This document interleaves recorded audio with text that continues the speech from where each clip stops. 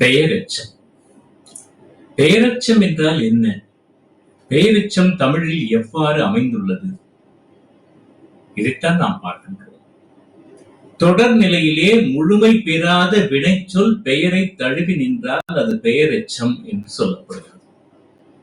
சில இடங்களில் முழுமை பெற்ற வினைச்சொல் பெயரை தழுவி வந்தாலும் பெயரெச்சம் அமையும். வந்தான் என்பது முழுமை பெற்ற வினைச்சொல். வந்த இது முழுமை பெறவில்லை. எனவே வந்த பையன் இது பெயர் எச்சத் தொடர். இதனை பெயர் எச்சம் என்று சொல்லுவார்கள். மாடு பாயும். பாயும் என்பது முழுமை பெற்ற வினைச்சொல். பாயும் புலி. இதில் பாயும் என்பது பெயரெச்சம். அடுத்து ஒரு சொல்லை அவாவி நிற்கும் பொழுது அதுதான் பெயர் எச்சம். ஒரு பெயர் மற்றொரு சொல்லை சேர்க்க நினைக்கக்கூடிய ஒரு நிலையிலே இருப்பதுதான் பெயரெச்சம். பொதுவாக ஒரு வினைச்சொல் முற்று பெற்றிருந்தால் அது வினைமுற்று என்று சொல்லுவோம். அது முற்று பெறாமல் இருந்தால் அதனை எச்சம் என்று நாம் சொல்லுகின்றோம்.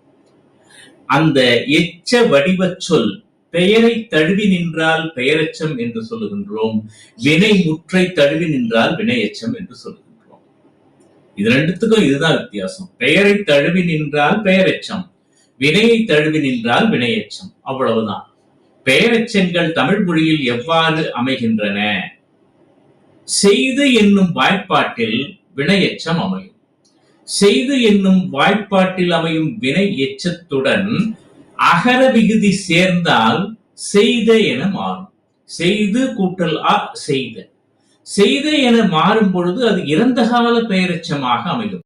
செய்த வேலை இறந்த கால பெயரெச்சம்.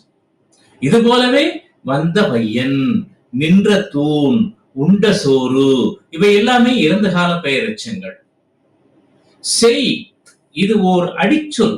செய்தான் என்பதிலிருந்து செய் என்பது ஓர் வினை அடியாக வந்துள்ளது.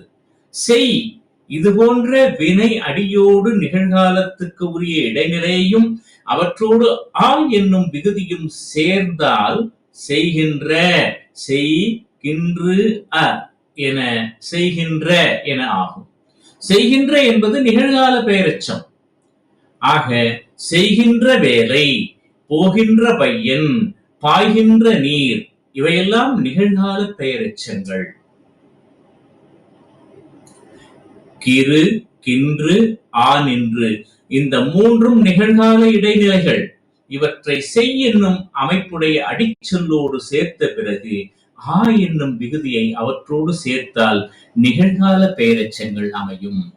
கின்று கின்ற, செய்கின்ற, செய்கின்ற வேலை. கிறு கிற, செய்கிற, செய்கிற வேலை. நின்று, நின்ற, செய்யா நின்ற, செய்யா நின்ற வேலை. ஆக கிறு, கின்று, நின்று என்பதற்கு அடுத்து என்கின்ற ஒரு அகரமானது சேர்ந்தால் அவை நிகழ்கால பெயரெச்சங்களாக அமையும். செய்கின்ற வேலை, செய்கின்ற வேலை, செய்கிற வேலை, செய்யா நின்ற வேலை இவையெல்லாம் நிகழ்கால பெயரெச்சங்களாக அமையும்.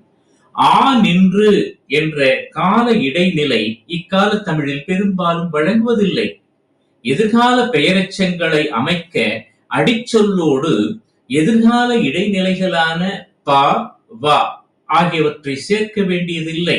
அவற்றை சேர்க்காமல் அடிச்சொல்லோடு, அதாவது வினைப்பகுதியோடு என்பது சேர்ந்து எதிர்கால பெயரெச்சமானது அமைகிறது. சேர், சேரும், சேரும் பையன், சேரும் பையன் எதிர்கால பெயரெச்சமாக அமைகிறது. என்பதில் உள்ள என்பது எதிர்கால இடைநிலையாக இருந்திருக்கலாம் என மொழி நூல் அறிஞர்கள் கருதுகின்றார்கள். மகரம்தான் பிற்காலத்திலே பகரமாகவும் பகரமாகவும் மாறி எதிர்கால இடைநிலைகளாக ஆகியிருக்கின்றன என்பது மொழி நூலார் கருத்து. நன்னூலார் செய்யும் என்னும் முற்று நிகழ்காலத்திற்கும் எதிர்காலத்திற்கும் உரியது என்று நூற்பா செய்திருக்கிறார். எனவேதான் என்பது பழங்காலத்தில் நிகழ்காலத்திற்கும் எதிர்காலத்திற்கும் உரிய கால இடைநிலையாக அமைந்திருக்கின்றது என்று அறிகின்றோம்.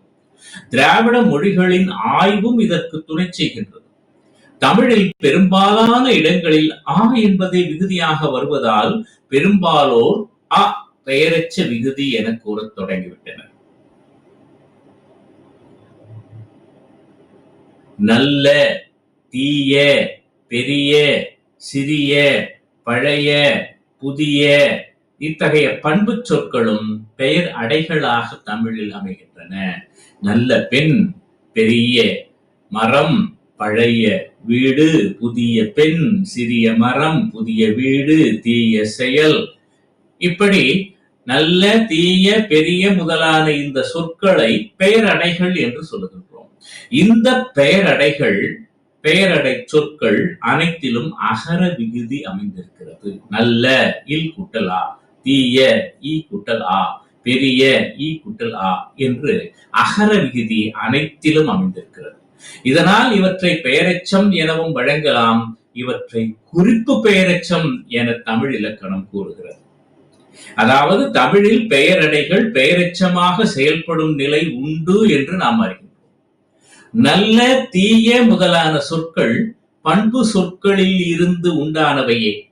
பண்பு அடிச்சொற்களில் இருந்து இவை உண்டாகி அவற்றுள் அகர விகுதி சேர்ந்து குறிப்பு பெயரெச்சங்களாக தொடர் நிலையில் செயல்படுகின்றன என்று கூறலாம்.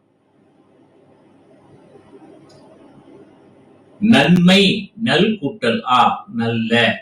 புதுமை புது கூட்டல் ஆ, புதிய. இவ்வாறு தமிழிலே பெயர் எச்சங்களானது நல்ல, புதிய என்று தமிழிலே பல பெயரெச்சங்கள் அமைந்திருக்கின்றன.